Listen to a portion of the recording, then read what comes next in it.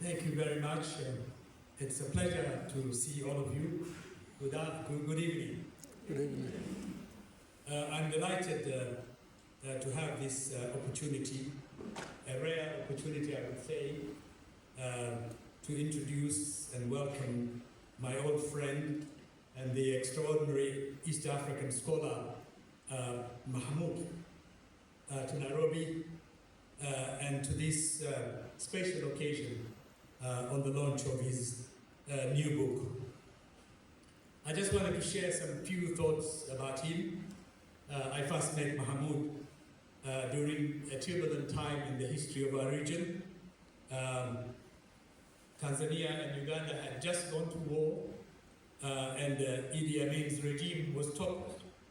He was then a young scholar at the University of Dar es Salaam, and with the end of Amin's brutal rule, he was contemplating returning back to Uganda after many years of being in exile. At the same time, I had just fled the Moi Kanu dictatorship here in Kenya and had arrived in London to work for the BBC. Dar es Salaam, if some of you would recall at that time, was the revolutionary capital of Africa, hosting the key liberation movements, including Frelimo of Mozambique, MPLA of Angola, ZANU, ZAPU of Zimbabwe, SWAPO and the ANC.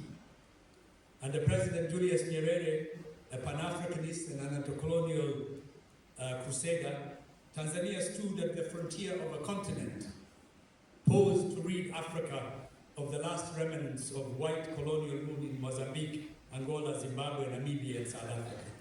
And the University of Dar es Salaam was a major intellectual hub, attracting leading leftist intellectuals from Africa and across the world.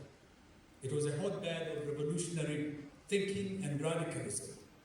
And Mahmoud was among the many brilliant scholars who made their home there. And incidentally, given the subject of this book, one Yoweri Museveni had just graduated from that university and was a resident of Dar es Salaam. Over the years, our paths have crossed many times when I was living in London, working in the BBC. London was a central place where you met a lot of people, and I had the opportunity at various moments to visit some of the learning centers where he was teaching, including the University of Cape Town in South Africa, Columbia in New York, and when he returned home to establish the Makerere Institute of Social Research in Kampala. And of course, here in Nairobi, when I returned back from exile. Mahmoud is widely acclaimed as one of the world's topmost public intellectuals.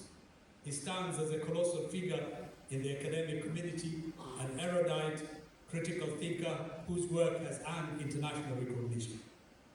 He's a prolific author who has done original research that has charted new territory in African knowledge across a broad range of subjects on African politics, history, and society, including the enduring impact of colonialism, and books like Citizen and Subject, Saviors and Survivors, when victims become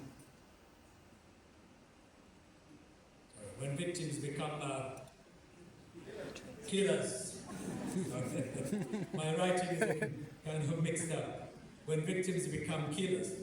And he has written about, of course, as those book titles suggest, about the history of civil wars and genocide, US imperialism, the Muslim world, including in books like The Good Muslim and Bad Muslim, and of course, the politics of identity, in particular, the Asian question in East Africa, and more specifically in Uganda, in books like Neither Settler Nor Native.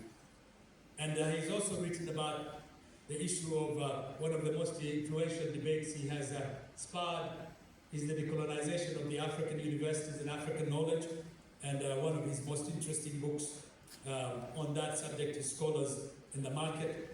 Beyond his scholarly achievements and academic influence, Mahmoud is to me a Pan-Africanist, a principled and advocate for democracy, equity, and social justice, and a committed political activist.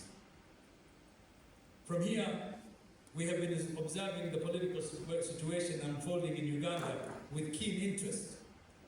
Last night, when I met him for dinner, I recalled being in Kampala on the 26th of January, 1986, and the great excitement surrounding Yoweri Museveni's rise to power.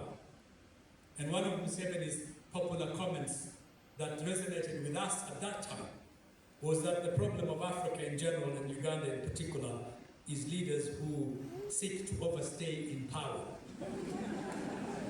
The irony is that he remains in power even after 40 years. Mahmoud, we're deeply honored that you're here with us, and this evening you have chosen to launch this book in Nairobi with us.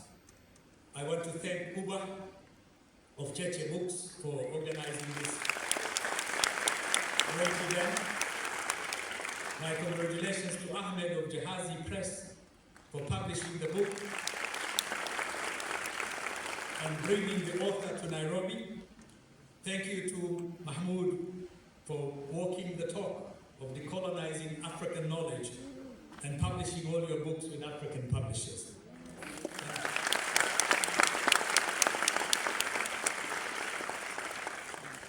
And thank you to the audience for turning up with such great numbers for this book launch. Enjoy the rest of the event. Thank you so much.